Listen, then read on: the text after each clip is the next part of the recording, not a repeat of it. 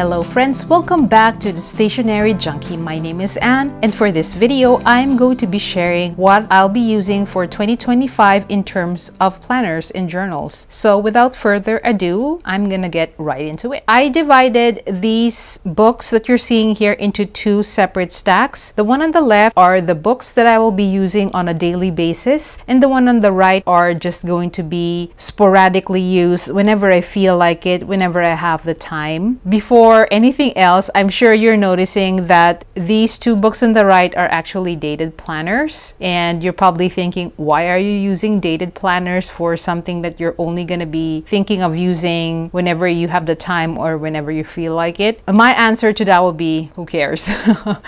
I really just want to have that freedom to experience and try out these books or these dated books however I want to, because one of the things that I learned in 2024 is that I got so overwhelmed with the fact or the thought that I need to be in the dated planners that I have on a daily basis. But to be honest, I really don't need to do that for 2025. I just want to experience these two notebooks for the paper, for the layout, for what I can do with them, because who knows, in 2026 I might use them for its intended purpose, which is a daily thing that I need to use. But I'm going to be doing something different with these two, so I'll talk about these in a later part of the video. So I'm just going to talk first about these dated ones, the ones that I am planning to use on a daily basis. You're seeing 4 books, but basically these two are a planner system that is split into 2 books from Owl Paper. I'm sorry if you're seeing the glare because I have the clear covers on them. I didn't want to have them be in the storage while I'm waiting for things to clear up in my schedule so I can start setting them up. But I'm using the Owl Paper Planner Journal as my main planner for 2025. The first half of the year, I will be using this gray book first, and I will be setting it up very soon. This one is Hobonichi Weeks Through the Purple Night. I actually also have a Kinbor that I reviewed earlier. So I was really debating on what to use, whether the Hobonichi Weeks or the Kinbor, and I decided I'll just use this one because this is like a limited design kind of thing. I know that there are a lot of people who have been really wanting to get this planner, but it's sold out almost every time Hobonichi restocks them. So I love the color, I love the whimsical design, and the fact that it comes with its own pencil board. I thought that, you know, when I try to weigh the pros and cons of things, there's a lot more pros to this than the Kinbor, although I also love the Kinbor. Actually, there's just a very small difference between the two of them, but I eventually just decided on this one. But the Kinbor is still with me. I will be giving it away to my mom, who will be using it as a planner, so it's not gonna go to waste anyway. So as a health planner, if you haven't watched my previous 2024 planner lineup video, I talked about using the Sterling Ink N2, but in 2025 I'm moving to a Hobonichi Weeks. The reason being is that even if I was using an N2 Sterling Ink Compact, there were still far too many notes pages for me to use. So I thought just go with the Hobonichi Weeks because it only has about 70-ish notes pages at the back, so I won't be pressured or won't be too anxious to use them all up. I've already started, in a sense, setting this up, but I haven't finished. There are some differences in how the setup is gonna be with the Sterling Ink and with the Hobonichi Weeks, mainly because some of the layout features in Sterling Ink aren't in a Hobonichi Weeks, but I figured out a way how to compensate for some of the layouts that are not here, because I will mostly be tracking the same things that I tracked in 2024 to next year, albeit certain changes. But again, this will be as a health journal. And lastly, I have this is just a notebook. This is not a planner. It's called the Logical Search Notebook. This is made in Japan. It's an A5 size 148 by 210 millimeters lined notebook. I got this from my sister, who got it from Amazon. We are both into great paper because we are both fountain pen enthusiasts. This notebook is made by Nakabayashi, so I have a couple of other Nakabayashi notebooks and I really love this. I'm currently using this right now as my journal. I mentioned in this video that I will be using this stash for daily use, and mostly I have been journaling on a daily basis. Sometimes I skip a day because of reasons of life life. Whenever I can journal, I will journal on a daily basis. And I love the paper of this notebook. It's really smooth. It takes fountain pen really well. And even if it's lined, even if my biases is towards grid page notebooks, even if this is lined, it's okay. This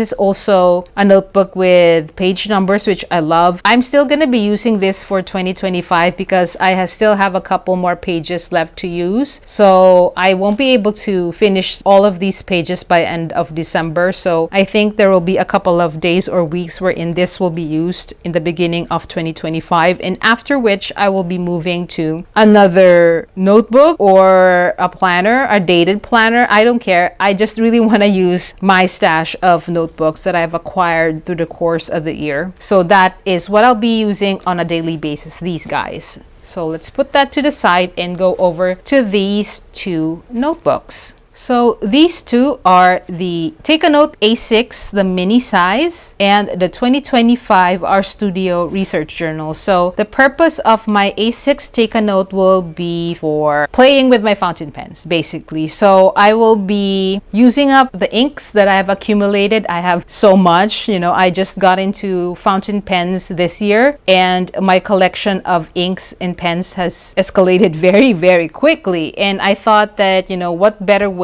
to use up all of those inks that I've bought and try out the pens that I've gotten and practice my handwriting, swatch certain things. I do have a notebook for swatching inks, but I want to use this particular book because of the 68 GSM Suns in Tomoe River. And I also follow another Instagrammer who uses a Take a Note A5 to practice their handwriting and also use fountain pens. So I'm going to be using that for this.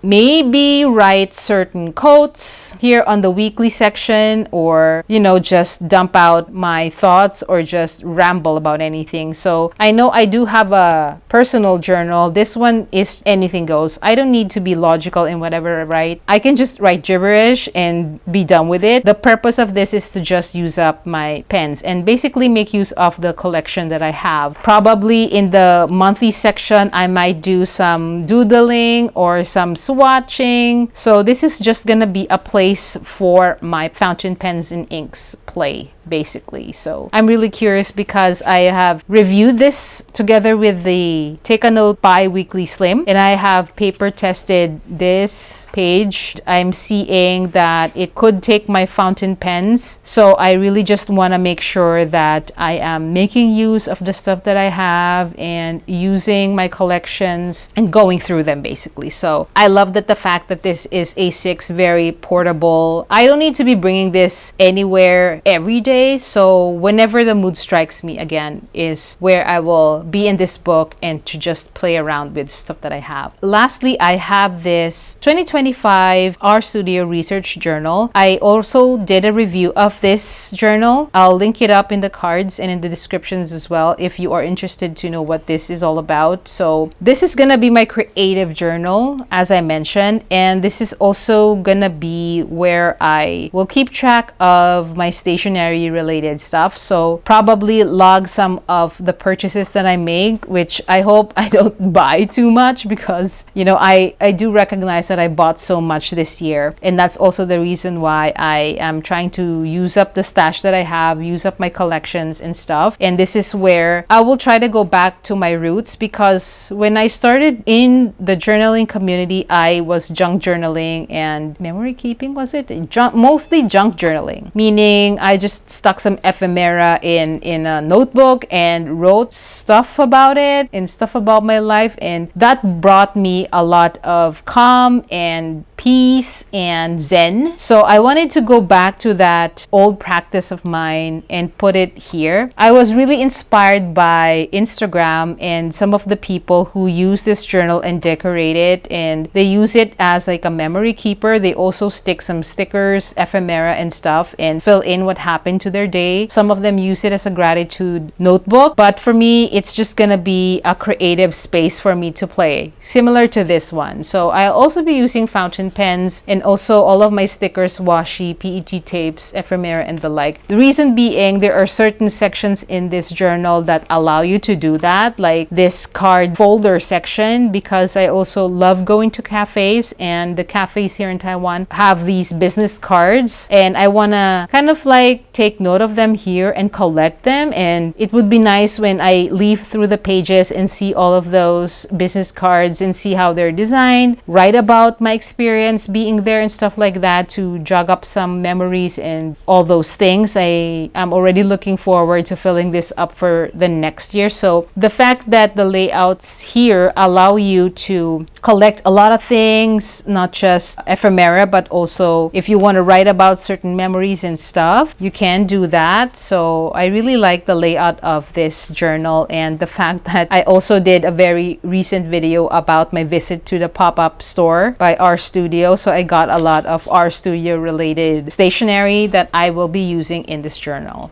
So that's pretty much everything that I will be using next year. I haven't thought about what I'll use as a personal journal after I finish this notebook, but it would most likely be one of the dated planners that I have reviewed this year, because I don't have a lot of friends who are into planners and journals like I do. So there will be some that will be gifted to family and friends, but the rest that will stay with me, I will definitely be using those, because I also have a stash of other notebooks that are not planners, just notebooks, that could be used as well as a daily journal. Because for me, it is important to keep a daily journal because it helps me cope with a lot of stress and a lot of anxiety, and helps me to unload all of my feelings and compartmentalize basically. So this is my stash for 2025. I try to keep it minimum because of the lessons I learned in 2024 about having too much. And I think the downfall that I had, the reason why I switched eventually to bullet journaling, is that, you know, if I touch a lot of notebooks on a daily basis and have this thinking that I need to be in those books daily, that really burned me out very quickly. So I'm trying to be a bit more intentional in what I'll be using next year. So these are the things that will be used, and I tend to kind of like stick to a working system throughout the year. So that is the hope, and I'm gonna be giving myself some grace if there will be some moments wherein I don't fill in my dated books. You know, it's a fact of life, so it's not every day that you can be in your books. There are moments wherein you will feel down, you will be tired, and you will not want to be doing anything. That's fine. So I'll just, you know, take it in stride and be kind to myself. So I don't want to go overboard so much in using so many. So that is pretty much what I'll be using next year. And I love videos like this. So I hope that when this goes live, you are still here to watch all of this. And I appreciate all of you guys for watching my videos, commenting, liking, and subscribing. And if you haven't, please do subscribe and drop a comment if you have any questions. And that's it for now. Thank you so much again for viewing the Stationery Junkie, and I will see you in the next video.